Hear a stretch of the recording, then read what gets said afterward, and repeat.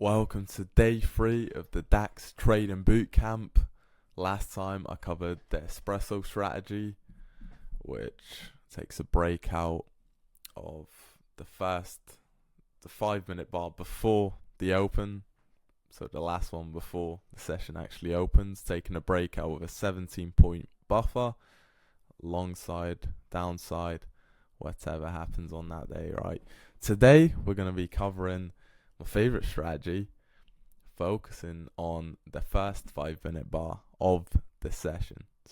So the opening candle, the opening 5 minutes of London session, taking a breakout to the upside, downside, depending on whether the bar closes negatively or positively. But I'll take you through it on the charts.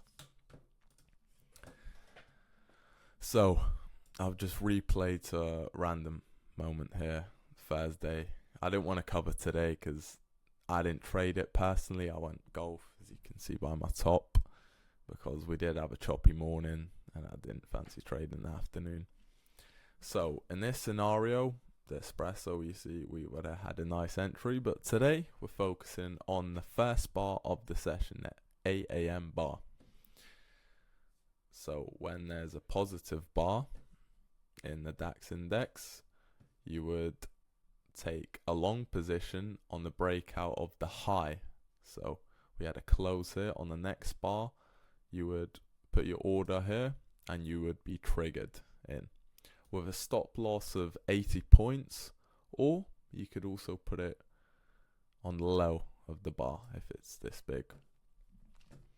So we can just try it out quickly, see what happens. Just skip forward a little bit. It's not always that it works, but there we go, we had a winner. Now let me try find you another example. There we go, so I finally found the negative bar coming on Thursday, actually, the other week, 16th April.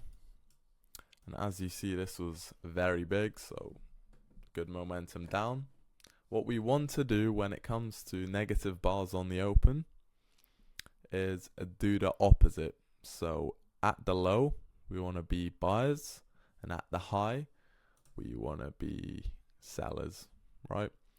So in this scenario, big negative bar, we want to trigger long at the low with a stop loss. We could do maybe 40 points. So I usually opt for if I can't really find a target.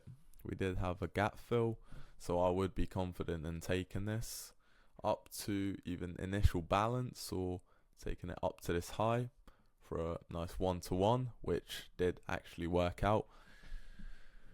You also, with this strategy, want to be having a look at the FTSE, because if they're both correlated on the open, high chances are they will produce a good move, the same move, and the first bar will work very well in showing you the direction, so you can hold it up until the next strategy, which I'll cover tomorrow. But very simply, when it's a positive bar, you want to buy the high, sell the low. When it's negative, you want to do the opposite.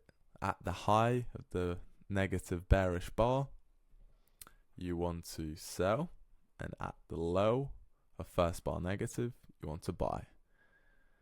You could also have an offset, so you don't buy straight away at the low of the negative bar like I do. I wait for maybe a tap into a supply zone.